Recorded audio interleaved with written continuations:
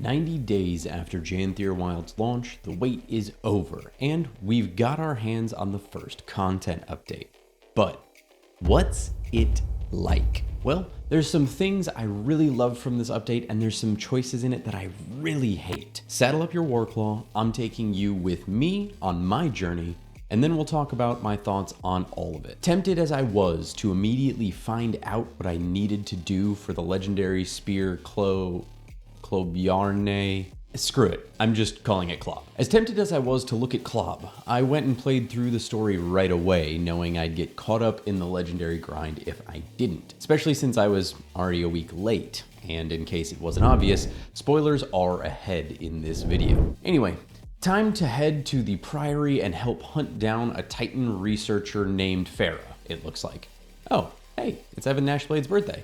I'll have to try to remember to check that out later. All right, Sistina, don't worry. I'll find Farah for you, since apparently I'm the only person who does anything on Tyria. But while I was busy spending far too long running in circles, finding all the clues, I'm never too busy to stop to have an existential crisis here in the Priory classrooms before jet-setting over to Janthir Sentry to catch up with Farah. Oh hey, it's another letter from Evan Nashblade. Cool. No way I can forget now. But then I tried to ask these new guys for directions, except they weren't very friendly. So it's time to break out the axes and get to spinning. But before I knew it, I ran into Farah, and boy, was she mad. Even for a char. Apparently she was doing some field research. It's called observation. Just because you see something doesn't mean you have to kill it, you know. Yeah. I beg to differ. Anyway, I guess we can help you finish your research. Rank the last 3 attacks in order of pain inflicted. What do you mean rank the last 3 attacks? I can't even remember the last 3 seconds. I'm too busy spinning over here. Well, it's time to head back and tell all our friends about all the storms and new Titan spawn so we can get ready to take down Ura. I got the lucky job of informing the Astral Ward. And, okay, I get it. I know it's Evan Nashblade's birthday. Hey, lucky us, Isgarin and Waiting Sorrow are still fighting. I like to imagine that they've just been locked in this room since the last patch ended, arguing for the last 90 days like some ancient wizard intellectual deathmatch. But hey, Captain Floaty Pants left. That's my cue to head back to Janthir, and I'm gonna get this letter every time I change zones, aren't I? Whatever. Who cares about Nashblade's birthday? We've got a party to throw. Let's do this thing. Oh, you guys are awkward. Don't worry, I've got you covered. I'll dance your way into these teddy bears' hearts. But, Jenna... This is an honor. It would really be a lot easier to introduce you if you'd talk to them. And we'll introduce Dagonet to the expert in Janthir's plant life. That's kind of messed up. These are people. And finally, we've got Countess Anise. We'll just introduce her to Barbed Veil, and okay, I guess we're dueling now. Nothing quite shows resting for a coming battle to the death to decide the fate of your people like a duel, I guess. But luckily, I was able to unwind with some more appropriately timed dancing, some heartfelt speeches, and getting Isgarin to do whatever this is. I think that's my cue to go possibly die in the field of battle now. And I'm trying to go save the damn world. Meanwhile, Evan Nashblade's birthday party keeps popping up like I downloaded the wrong torrent file on LimeWire. Poised Arrow has an idea to keep the Titans split up, and so it's off to take down Greer first. My Warclaw sniffs out the trail, and we track down the Blightbringer himself. And with how many times I've run the meta at this point, this guy is a joke. I do like the back and forth here between Malice and Greer, since, you know, that whole char working with the Titans thing back in the day. Oh well, water under the bridge. So, down goes Greer, easy peasy. Then comes Decima and her rock collection. Easy enough. But it seems like Pokey and the gang are all tuckered out from a long day of obliterating Titans, so rather than having a few fresher people and some tired people fight the most powerful Titan so far, we just decide to send me, Dagda, and Waiting Sorrow. That's great. Who needs strength in numbers anyway, right? Hey, look at that mushroom cloud. I bet that scared away Ura. I will drag your souls to the foundry. Oh, never mind. Here we go again. But I guess plugging up these geysers makes Ura sleepy, so we can smack the crap out of her for a while before tripping her up and doing it all over again. And before you know it, look at that. The third Titan is dead. That was super difficult. I'm So glad we retreated last patch instead of just moving forward and taking her down 3 months ago. But before she explodes, she mentions that The door we came through, it's wide open. which is a little more than rude. I mean, come on, were you raised in a barn? Whatever. We've got more talking to do.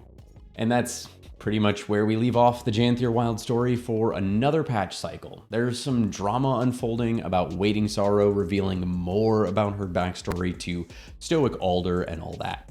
I quite enjoyed the story patch this time around. The writing has maintained a better level than Soto did even here into patch 2.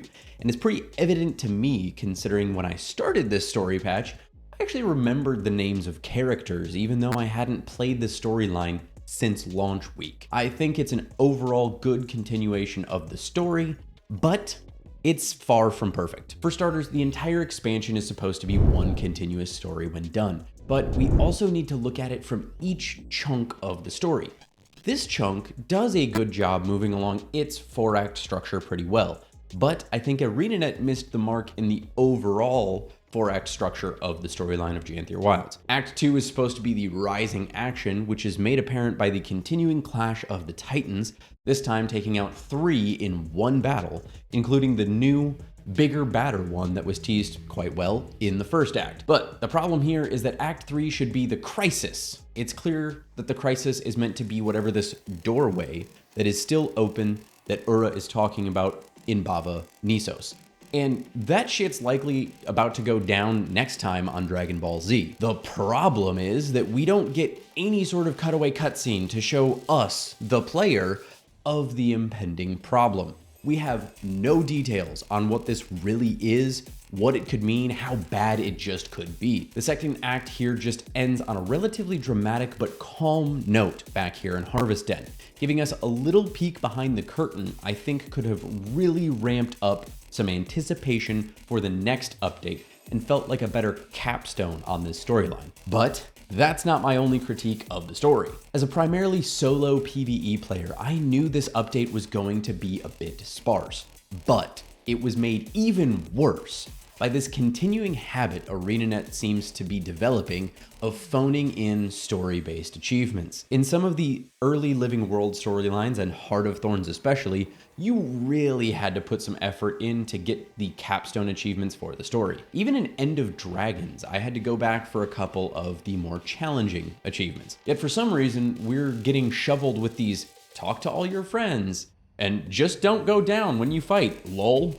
achievements. While I don't think it's out of pure laziness, moreover, I think they're doing this because they've been giving unique relic rewards out for chapter achievements.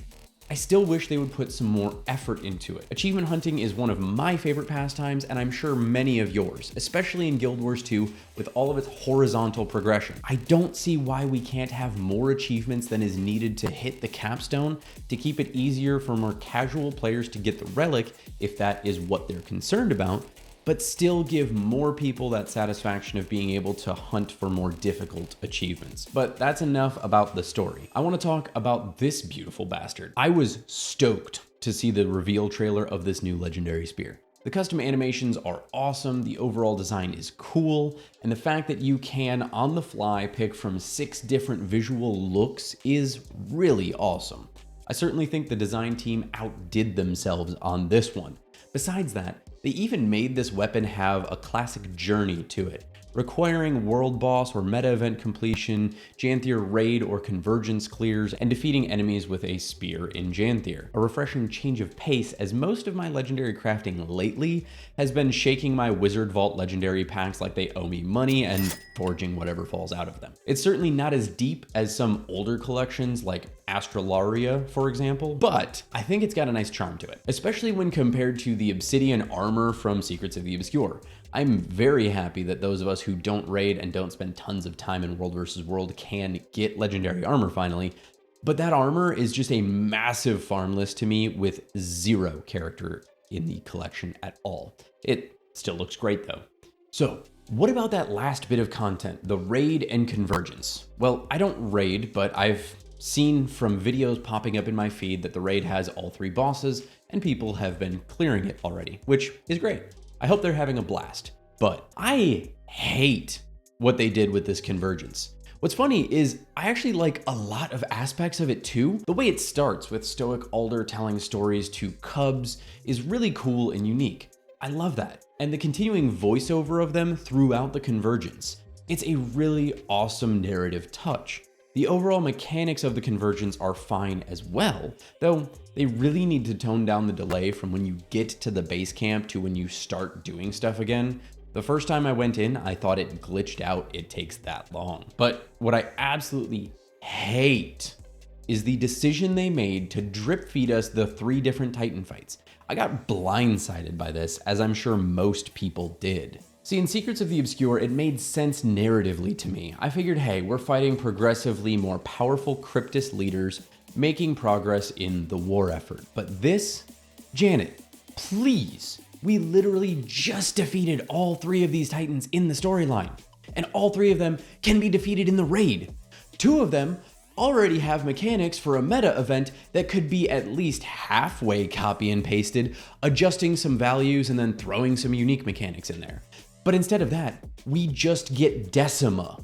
I assume now that in the next update, we'll get Greer, and the final one, we'll get Ura. And that's just damn disappointing if that's what's about to happen. I don't know if they just ran out of time or if this was intentional from the start of their convergence design, but it's a big letdown. We didn't get a new map, I'm good with that. But when all we get is an hour-and-a-half long story, a raid, and a convergence, and we only get 1/3 of the convergence, it's hard not to be disappointed. The raid is amazing for raiders, I'm sure. The first new raid in 5 years. It's high time we got another one. But a massive, massive portion of this game's audience, myself included, isn't going to play it. This convergence was the anchor content for a ton of people, and we're getting it drip fed to us. I don't even want to run the convergence as much as I would normally because I know it's just always Decima. If we had 3 different bosses, I'd be checking the wiki event timer every time I was home to see if I had time to hop into one. I absolutely hate this. ArenaNet, you designed a well-told story in a fun-to-play way with that convergence. You handed me a massive, juicy watermelon, but before I could take a bite out of it, you blew it away with a 357 Magnum. All right, I'm fine. I got it out of my system. Godspawn is a solid enough continuation on Janthir Wilds. That much I still stand by. The story is moving in a good direction. I really do want to see what comes next, especially since I know so little about the overall universe except for what Guild Wars 2 has shoved in my face. The writing is still solid, but I'm hoping ArenaNet gets more on the ball with some fun story achievements again and stops shooting themselves in the foot by handicapping their own quality content. But if you do enjoy people handicapping themselves for content, click this video here to watch me try and play Mesmer for 30 days without dying when I know nothing about the class. And if I die, I delete my Mesmer.